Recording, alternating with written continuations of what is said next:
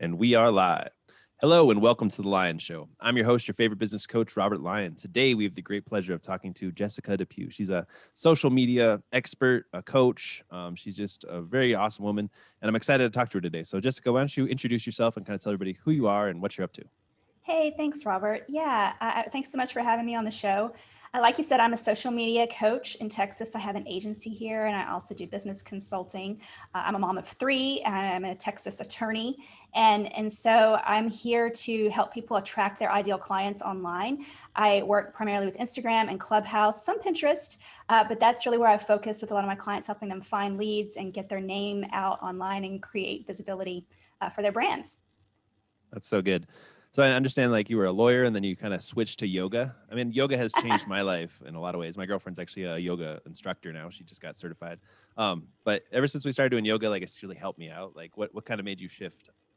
Yeah, it's so crazy, the twists and turns that life takes. In my early 20s, I was, as many of us are, very ambitious. And, I went through law school and worked for a personal injury firm for a while. And then I went out on my own. I did some family law and some probate. And when I got pregnant with my first baby, it became very apparent that the 70-hour plus work weeks were not conducive to motherhood.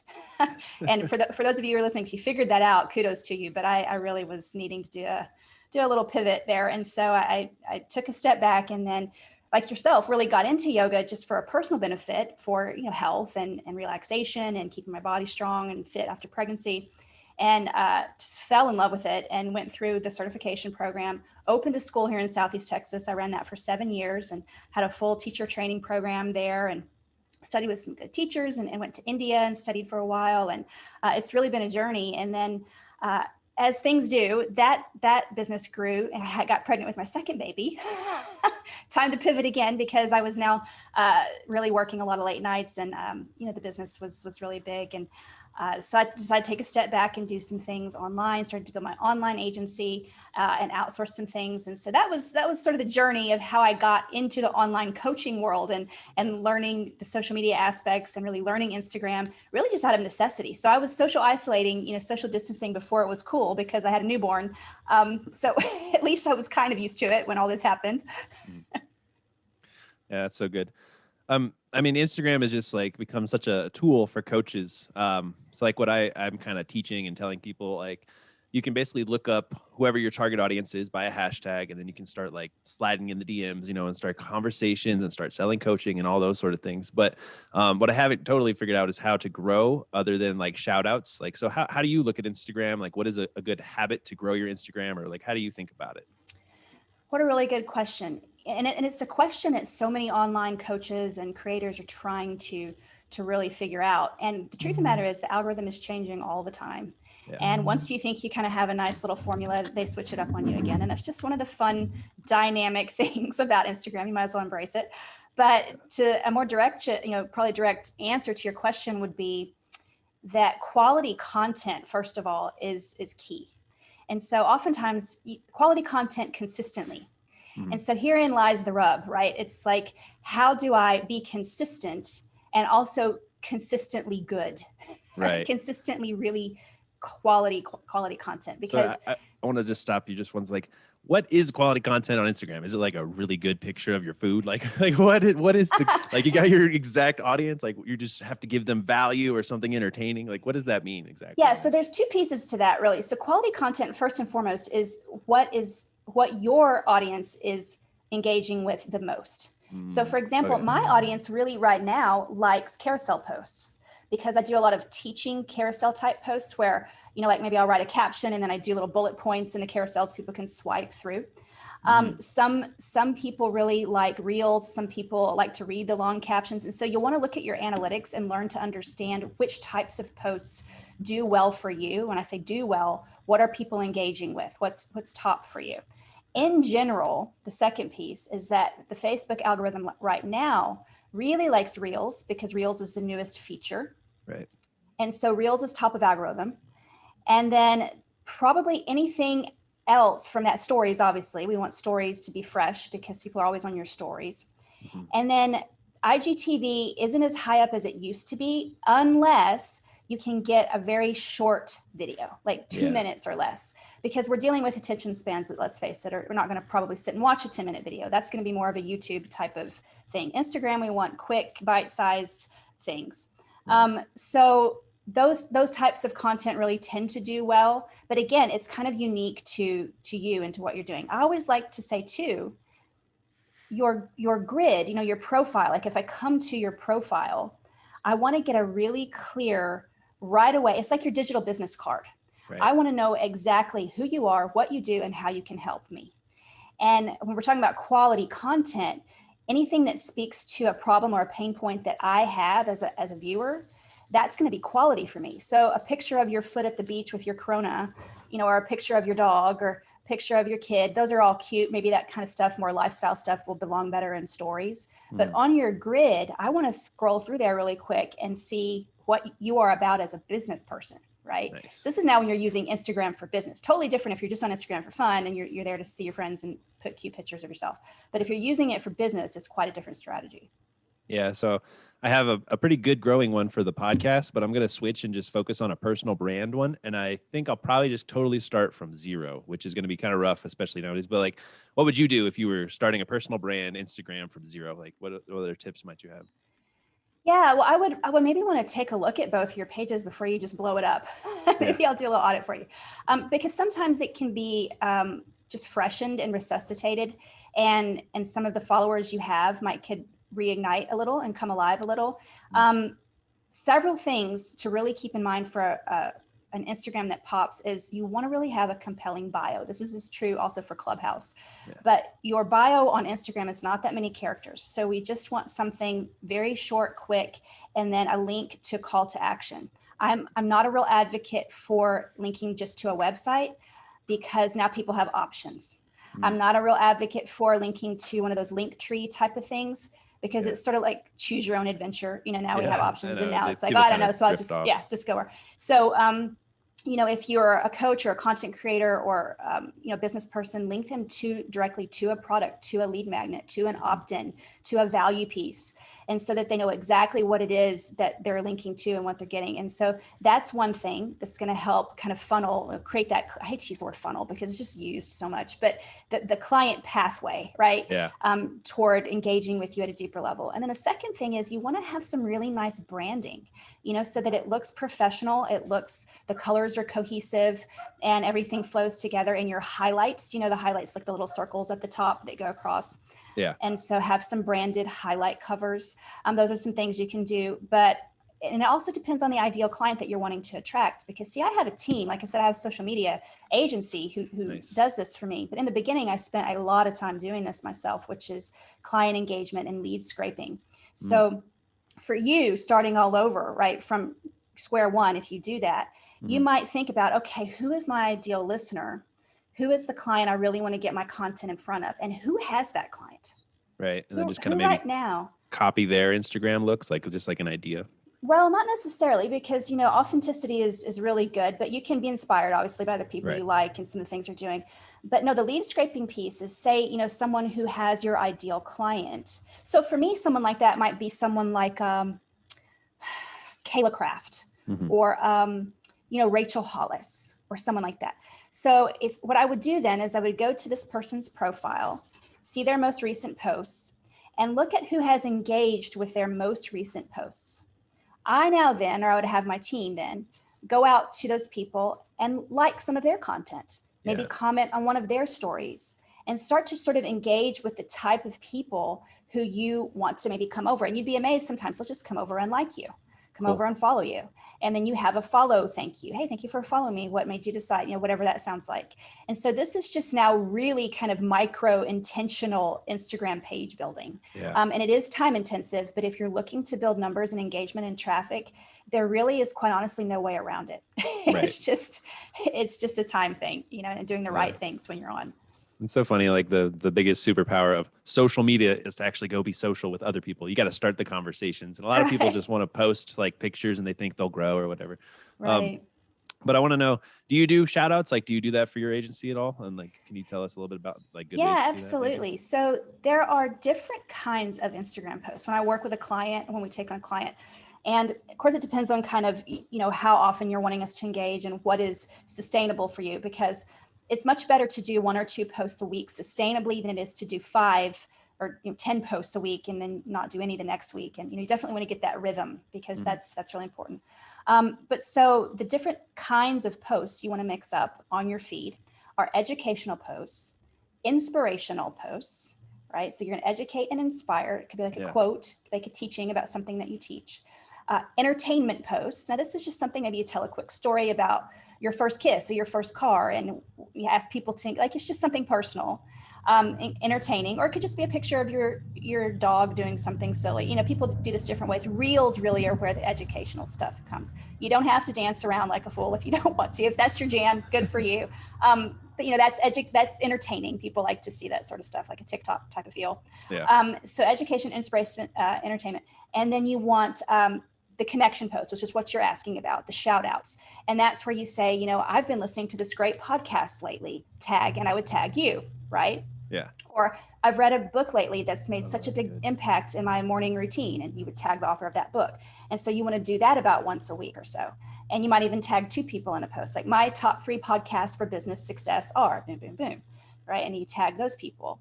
What are your favorite? And you ask people to say, which ones of these do you like? Do you have any favorites? So they'll comment. So that's a visibility shout out type of post, like you're talking about. And the 5th type of post we cannot forget is a sales post, right? You want to do one where you're asking people to come and sign up for your membership, or purchase your agency services, or enroll in your coaching, or whatever it is that you're actually selling. Like, you want to have those. But you know how it is, if you go to somebody's feed and every post is a sales post, right, you're not really going to have much incentive to hang out there. You want to get to know them. You want to learn from them. You want to see them. You want to connect with them. And so that's why these 5 are really good to mix up. And so that's the kind of thing my agency does for people, is get to know your brand and a little about you, and then create a nice blend of that so that your feed becomes very interesting and fun, and people don't want to leave. That's awesome. And then I love it. That seems like Monday through Friday. You could just do education, entertaining, inspiration, connection, and sales posts. And that's so cool. And are we just doing this like, well, here I heard this guy talking, and he said that he basically built like a massive coaching business just through Reels. Like, he just did Reels. He did basically these posts that he just said, but he stayed consistent with it, and he just did Reels, and that's kind of how he blew up. Like, is that still working, or do you have to do this on like Reels, IGTV, your posts? Like, it just kind of gets a little overwhelming with all the things you can do on Instagram now. Yeah, for sure. Like I said, if that's what's working, then, I believe you give the ball to whoever's hot, it's right. like, so double down on it, double down on what's working. And so if that for his audience, they really loved that and were engaging a lot with it, that was really smart, that he just continued to produce the type of content that was getting him the engagement. Right. And so, Reels are, like I said, they're top of algorithm right now, because they were created to sort of respond to the TikTok trend, and lots of people were loving TikTok. So Instagram said, oh, hey, well, we have Reels. And so they're really liking when people use that feature, and they're fun to watch, and they're kind of fun to make once you learn how to make them. The only thing I don't like about Reels, just as a creator and as an agency owner, is that it's harder for us to create that for you, because typically it's needing to be you, right? The one who's doing it. Like, you're the one on camera talking. And as a creator, for me too, it's visual. So I need to make sure that I have a little makeup on. I'm not, straight up out of bed and just like, like, you want to look crisp and be professional. And so if you're going to do Reels, like, get it together. It's actually an activity you need to calendar and go do. Like, you can't really just do it on a whim like you can some other things. Like, I can create a story that's, my morning cup of coffee and like one beautiful quote, and I can do that like easy. But Reels, you have to be a little more intentional with them, I think. And so, but they are really good. People seem to really love them. Yeah. I'm all about the listener's success, and I want to talk about Clubhouse. But before we move on, is there any other like insights or secrets that you can maybe share with everybody about how to grow their Instagram, or just how to be more Instagram savvy? Oh, are you back? We're back. We're back. Okay. So I was just saying, like, is there any other Instagram tips that you can think of for the audience to like get excited and go blow up their Instagram? Right. Again, so much of it depends on your unique brand, your unique personality, what you're comfortable doing. I have some clients who are terrified of video, and they just really would rather not at all. And so I'm not going to really coach that person to go and do reels or be on stories if it's something that just makes you want to vomit every time you think about it. I mean, there is a big stage fright feature, component for a lot of people. But maybe you're maybe you're a great writer. Long form captions are really good. So basically anything that keeps someone on your profile longer. The thing about reels is that people usually rewatch them because they're only 15 seconds and they're really fast. Yeah. And so it's pretty typical for someone, and probably you do this too. You rewatch the reel at least 2 or 3 times, right? If it's something you really think is cute or funny or interesting, because it goes by so fast and you want to see it again. So the same is true with, say, a carousel post, because now I have to swipe through a series of photos or whatever it is I'm looking at. That takes time. So it's keeping people on your profile a little longer. Or a post that is thoughtful and long and interesting that someone will actually scroll and read. So a caption that says like, "Happy Tuesday," right? That adds no value. That's not even worth posting, in my opinion, because your captions should be really well thought out. This is now you writing. It's almost like a mini blog, right? You want to share these different kinds of things. And so if you're not a great writer, I'd really suggest getting some help doing that, invest in some kind of copywriter. That's one of the biggest things I feel like people can do to move their businesses forward is good copy. Yeah. And it's just not, even if you're a good writer, just because you won a poetry contest in college or whatever, copywriting is a different skill set. And it's just, if you're in the online world, it's such a valuable thing to have done well. And you probably agree with that, because I know you've been at this for a while. I love copywriting. And the best thing I love about copywriting is it's like, you don't have to be like the best writer, but you just have to put in the extra effort to make it convert, to make it stand out, to make it get attention. And then, so I love copywriting. Yeah. Yeah, I do too. Yeah. So good copywriting on Instagram, you think is like, and you think you should always just have everything that you're trying to sell link back to your one link. And that one link should probably lead to growing a connection or your funnel or whatever. And that's pretty much the Instagram funnel, is like really quality, consistent content, all linking back to this one funnel to build your business, right? Sure. Now you can have a couple, 2, 3 different funnels if you like. Like say, for me, for you have the podcast. Yeah. Right? You have probably your group coaching or one-on-one coaching that you do in business. And I'm the same way. And I have that, and then I have my agency. And so I might do one post that's a teaching post, but so on Instagram, you only get 2,200 characters, but it might be a excerpt of my blog post for that week. And I would say, to read the full blog, go to link in my bio. So now I'm driving people to my blog. Nice. Right? Really quick. Yeah. And then, so for you would drive people to your podcast. You might show a quick video for this full interview with Jessica or whatever, link in bio. Right. And then you can change that the next day, because maybe the next day you're talking about, like this morning I did a sales post about the social media agency. Here are the things we can do for you. And it was a carousel post. And, to learn more, send me a direct message or go to link in my bio. Yeah. Last week I did one about a Clubhouse course that I offer. I offer free Clubhouse training for people who are newer to that platform and wanting to use it to grow Instagram.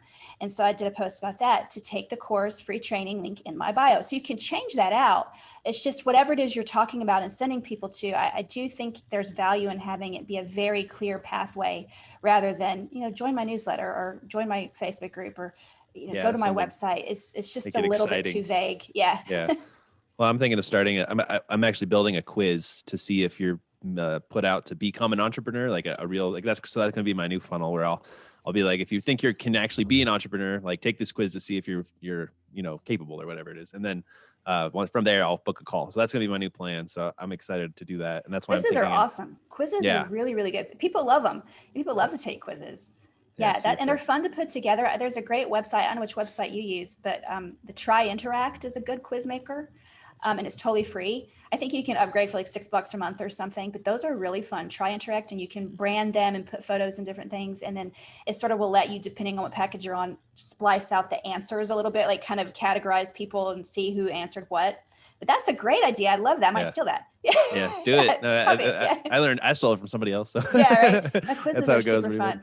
Yeah, see if you have what it takes to actually be an entrepreneur. I don't think everybody does. Yeah, I was in a Clubhouse room with Elon Musk, listening to him not too long ago, and someone asked him, do you have any advice for new entrepreneurs? Do you have any words of encouragement for new entrepreneurs? Right. And he said, if you need words of encouragement, don't become an entrepreneur. Yeah, I remember that. That was awesome. That's so funny. All right, well, let's get into Clubhouse. And I would love to pick your brain on how to start a successful room in Clubhouse, how to Like how do you look at it, since you kind of have a free training and everything? Like, what's the best way to use it for business? Yeah, the truth is it's such a new platform that everyone is trying to figure it out. And so I'm really of the opinion that anyone who comes out as a quote unquote Clubhouse expert at this early stage, we'll see. Yeah. We'll see what kind of expert you are. So we're all trying to learn it together. The one thing I would say though is to be really intentional with why you are on Clubhouse, because as you and I were saying before the show started, it's a slippery slope. It's really a platform that can take a lot of your time because there's so many people to meet and interact with, and questions to ask, and stages to get on. And so for me, I really try to set up first and foremost the times I will host a room, and then the times I call it go clubbing. Like I'm going to go clubbing this afternoon. I like that. Yeah. So I know it's like a couple hours on a Thursday. Usually I pop over and jump in and out of rooms and just kind of get a sense of, it's great for client research. It's great for understanding. If you'll listen to some of these rooms that are on topics that you teach on, say business or marketing or podcasting or whatever, and you hear the questions people ask, I like to keep a notebook in front of me and just write down their exact language, the exact words that they say. Yeah. And sometimes I'll go and create a room called that thing, around that. Because if I hear that enough, or, you can create products, you create blogs, you can create Instagram posts with those type of titles, because if that person has that question, probably someone else does too. Yeah. So it's good for that kind of thing. But honestly, Robert, right now I'm teaching my clients, and I'm taking it for myself. It's about building the muscle of showing up, period. Yeah. And I'll have rooms that I do, depending on the time of day or whatever, that I'll have 30, 40 people in, nice. Which is a big room for me. Yeah. And then I'll have rooms that I do maybe later in the day or whatever that have 5 people. And so for me, it's not so much about the numbers. It's about getting better at the craft of being there and hearing and talking to people. And like I said, just kind of taking notes. I don't get to take as many notes when I'm moderating because I'm doing all the moderating things. Right. But just building the muscle of doing a room once a week, even if you have 5 people in there, because that's how everyone has to start. It's just doing something consistently. And I'm really an advocate of that. No matter what skill you're trying to learn, what you're trying to get good at, is just do it enough to where it becomes natural to you. Yeah. And so I host a room every Monday at 12 Central. And like I said, sometimes I got a ton of people in there. Sometimes I have a handful of people in there, and I always just have the intention I'm going to go for an hour and I'm going to teach. And we'll see. It's like I said, I've only been on the platform for about 6 weeks. So it's really too early to say, oh, this 100% works, this 100% doesn't. But it's a great place to make connections. It's a great place to meet people and see if you can co-moderate with people. Like I'd love to co-moderate a room with you sometime. It'd be super fun. We just get in there and talk, just riff, on business and teach some good stuff.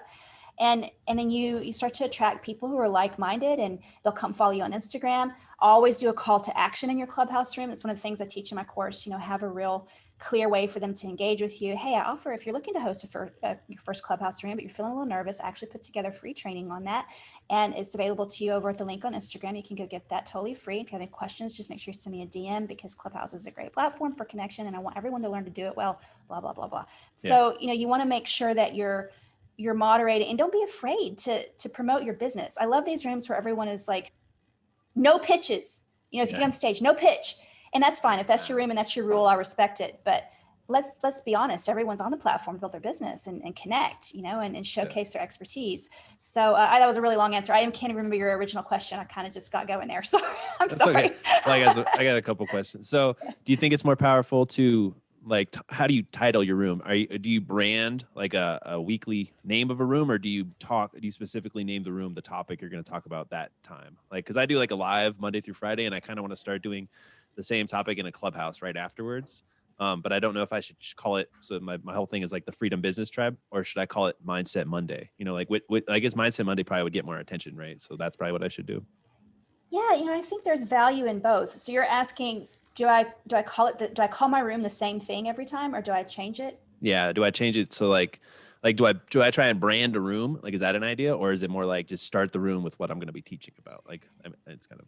Yeah. You could experiment with both. I think there's value in having a room that's called the same thing at the same time, whether it's Monday, Wednesday, Friday at 9, or, Mondays at noon or whatever, because people know what to expect. So like when you were little and you knew that whatever your favorite show came on at 9, like Saved by the Yeah. Bell came on at 9 a.m. on Saturdays. Like you were there, like you knew, So I think there's value in that. But that being said, if you're using it for client research, there's also value in changing up the topics, the titles, To and see the what times. works. Yeah, to just kind of see, it's like going fishing. You got to kind of peck through the ice to go fishing sometimes and just see, put a little bait over here, a little bait over there, and where are they biting?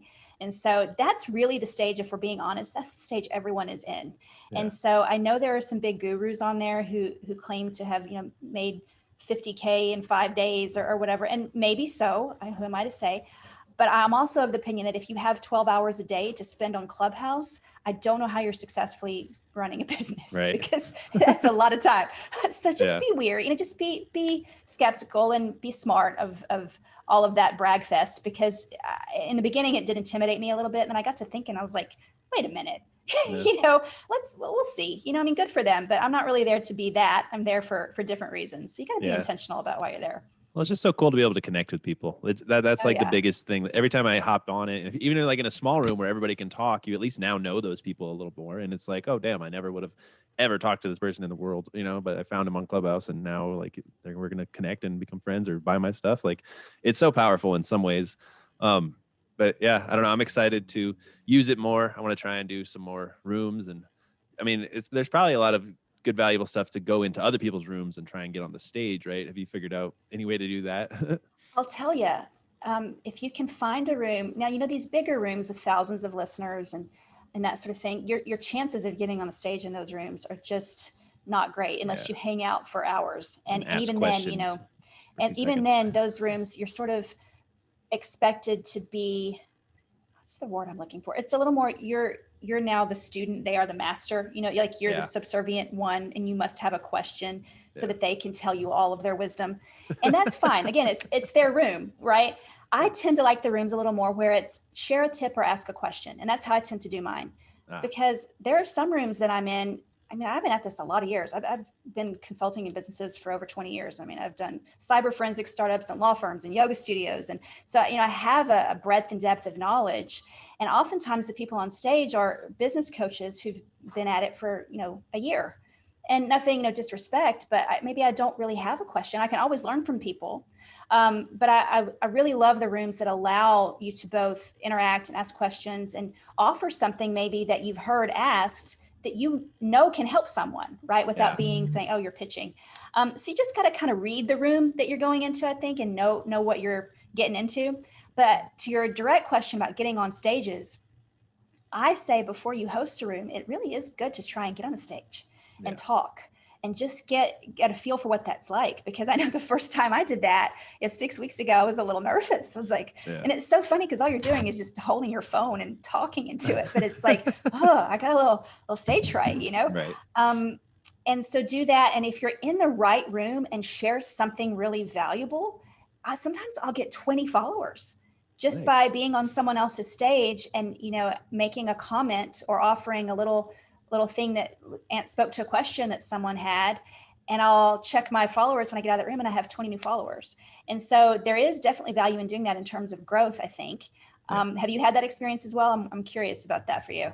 Yeah, no, I mean, I've gotten lucky where I've kind of gotten on some stages and then I've gotten a bunch of followers. But it's rare. It's more I wind up in those things where I'm just listening and I get to ask a question. Sometimes, I get like a little butterflies and I'm like, oh, I get to talk to freaking like Ty Lopez now or some shit. Like that's really cool. So I do get that, but I've had more of a success hopping in little rooms and then kind of joining the conversation. And I want to start my own rooms, which I have not been doing enough of. That's the wall I need to break through on Clubhouse, is just going to have my own stage. And I think what I need to do is just like pick what I'm going to talk about and then promote it everywhere and then just see what happens and then just kind of keep that up and see if that works. Right. For sure. Yeah. And do reach out to me because it would be really fun to collab on some things. I'm new to the platform too. I'm always looking for smart people to talk to. It's way more fun, in my opinion, on Clubhouse to have co-moderators that you're aligned with, and you can kind of, play off each other. And, I'll say, oh, what do you think, Robert? And it's a little more like talk show type of mentality rather than you being the one who's now supposed to moderate, let people on stage, answer all their questions. That to me isn't as much fun. I always like doing it with somebody else. So yeah, that's I'd love to. thing. And I think I just need to be just be more active on like using it as a tool, and then just kind of like pick at it at least once a week, and I'll try and do it more. Like I'd like to do it Monday through Friday, but that's kind of a lot with everything else that I have going on. But it's like a new platform where you can really get a lot of reach, like compared to, I mean, even on TikTok, I'm getting kind of good stuff, but I think there's more potential for Clubhouse if you really kind of master it. Well, what is your main, like your main product for people or program? Do you have is it a coaching program or one-on-one or? So I kind of have two. So I have the entrepreneur package, which is basically like start your business. So I have like start your business. I help you get it ranked in Google. I help you build it. I help you start getting like high paying traffic or high paying like stuff. And then the other one is just scaling and focusing on high ticket offers. So I'm like a inbound closer. I help you generate the leads and I help you close on high ticket packages. And what I'm doing for that is like, I'm just reaching out to people directly. So both those things are really important. Awesome. Yeah. Okay. Yeah. Very cool. And so maybe, and that's the only other little gap with Clubhouse, I think, for those of us who do have more high ticket coaching, is that, it's a wide audience. You don't really know, are people on there because they're living in their mom's basement and just are, thinking about starting a business, or are they really legitimately serious and financially capable to invest in their business? You kind of don't really know. Yeah. There's just no way to know. And so you're casting a wide net. But so I think really the value for people like you and myself is more the networking piece, meeting people who will shout you out and who will refer you. Like, for example, if someone came to me and was like, oh, I'm looking to scale and I need I need to get ranked in Google. I'd be like, that's not my expertise, but I know somebody who does that. Yeah. Right. And so now I can send them to you. Same kind of thing. If someone comes to you, God, I'm looking to grow on Instagram and I don't really, that's not my expertise, but I know somebody who does that. And so that's really, I think the value of it for sure. Yeah. Well, for 2021, my whole thing is collaboration. So I'm going to start collaborating on Clubhouse right now. Yeah. So I just kind of want to ask you a few questions about Pinterest. Is that all right? Sure, you can. I'm not really the best Pinterest person, but I'll do my best. You're probably better than me. So that's why I got to ask. I know that Pinterest is such a good search engine and that I need to kind of act on it. Like what I've heard from a lot of people is like they'll make for their podcasts also, like they have whole boards like for each episode, and then like that board will start getting a lot of interaction. Like, do you know how to rank in Pinterest or how to get into, like, how do you do it? That's one of the things, the ranking piece, that quite honestly my team takes care of. So I probably wouldn't be too articulately to speak about that. But I do know with Pinterest, like you said, it is a search engine, much like Google, much like YouTube. And so the value of Pinterest over a platform like Instagram or Clubhouse is that generally when someone sees your content on Instagram, they don't ever look at it again. Yeah. Or Clubhouse, once you're in the room, it's done forever. Right. And so Pinterest, because it is a search engine, it has some staying power, and people might like it and share it. And so for that reason, I think it's worth at least, having a presence there. Like I said, it's not my main platform, but especially for podcasting for sure. But like I said, I mean, off the record or off the show topic, really, my team is really good at that. So if you're looking for some help with it, just let me know. I would love to, because I keep pretending like I'm going to try, and then I do it for like a day and then I quit. So I should just get like a VA or hire someone to do it. So that would be kind of cool. Yeah, for sure. Well, it's true. Like as a solopreneur, we have this pressure. I don't know if you do this to yourself. I do this to myself sometimes. Like I have to know how to do everything. I have to know how to, edit and write. And it's good, I think, in the beginning to get that skill set. But when you really get serious, and you know this because you teach people to scale, like you have to have a support system, and you have to be able to delegate, and you have to be able to have a team you trust, because man, you try to do it all by yourself and you're going to be chasing your tail all day long and never get any traction. So exactly. I think that's a really good piece of advice for people too, who are at that point. Yeah.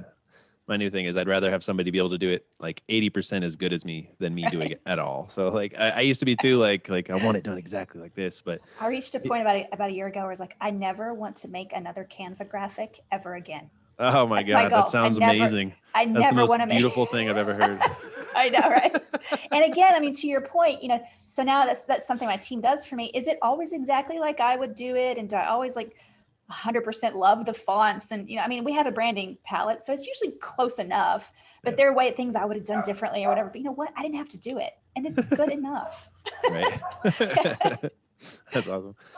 Is there a way to record Clubhouse? Have you figured that out at all? I have not figured that out. I have heard though, about people using, I do know someone who knows how to do that, because they were talking about it in a room the other day, and I was sort of halfway listening because I had my 3-year-old, but I could probably find the answer to that question for you. I'll message you, because I actually know a guy who was talking about that not too long ago. Yeah, it'd be fun to like record some Clubhouses and put them on my podcast. I think that'd be pretty neat. Right. So yeah, I got one more question for you, but before we kind of get into that, why don't you tell everybody like the best ways to get in contact with you and where to find you online? Yeah, for sure. You can come to my website. It's theinspiredbiz.com. And I have, like I said, agency services to help you grow your Instagram. I can handle some website builds for you. I also do copywriting. So different packages depending on who you are and where you are and kind of what you're wanting to do and your growth goals are. I always like to visit with people first and just kind of see if it's a good fit. I have a real heart for solopreneurs, startup people. I feel like that's the hardest phase to be in. And so oftentimes people will shy away from outsourcing at that stage because you're not really making a lot of money yet. You maybe feel like you don't have the revenue where you want it, or you don't have the budget, but it doesn't have to be all or nothing. And I typically try to put something together for people, even if it's just a few $100s a month, to get something off their plate, because you would be amazed with that little bit of space, just a few hours a week, not having to handle whatever it is that you're struggling with. Your creativity will just open up and you actually like your business again. So, Nice.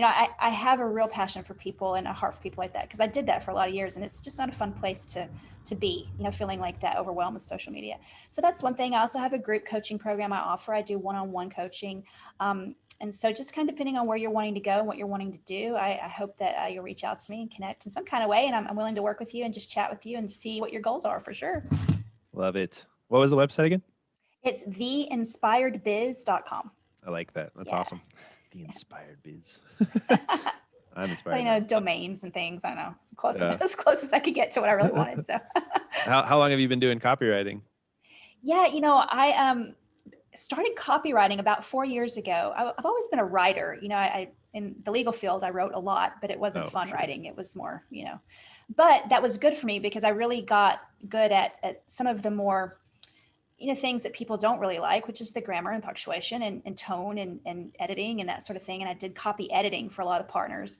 And then I started writing at the yoga studio. I would do the weekly blogs and newsletters and workshop flyers and pamphlets and stuff. So I got into it with that. And then I went through the really good copywriting course about 4 years ago, the Marie Forleo one. She does the Copy Cure. Yeah. It's called the Copy Cure. And she's so fun. It's such a fun course to take. She and Laura Belgrave put it together. And so I took that course and been doing it ever since. And so I really like yourself. I really love it. It's fun for me. It's creativity for me, and just to kind of wordsmith different things and capture someone's voice and make it compelling. And it's such a dynamic, you create an offer, you write the copy, you put it out, and you just see what happens. And then if it does well, great. If it doesn't, then you can always tweak it and find different things. So you got to kind of love that process too. Right. love the process of changing it if it doesn't work. Yeah. Well, I just love copy when it works. Because when it works, it's the most beautiful thing ever. You're like, I made this, like it's selling stuff now for me. Sure. And even on Instagram, something as simple as, you wouldn't really think about it, but as simple as the first line in your Instagram post. It's sort of like an email subject copy, line. Yeah. That if the first line of that post, the job of it is to get someone to read the second line. Yeah. The second line's job is to get someone to read the third line. And so that the little hooks and the ways that you can bring people into your post or your blog or your copy. And so those little things are really valuable on social media. We tend to think of it like for sales pages or email sequences or blogs or that sort of thing, but it's helpful on Instagram, Facebook too. Yeah, no, totally. I love copy. So kind of been bitten by the bug for copywriting lately. I've been just doing a bunch of writing and stuff. So it's really fun. So yeah, the question that I'm kind of asking everybody that have come on the show is, what motivates you, or what is motivation?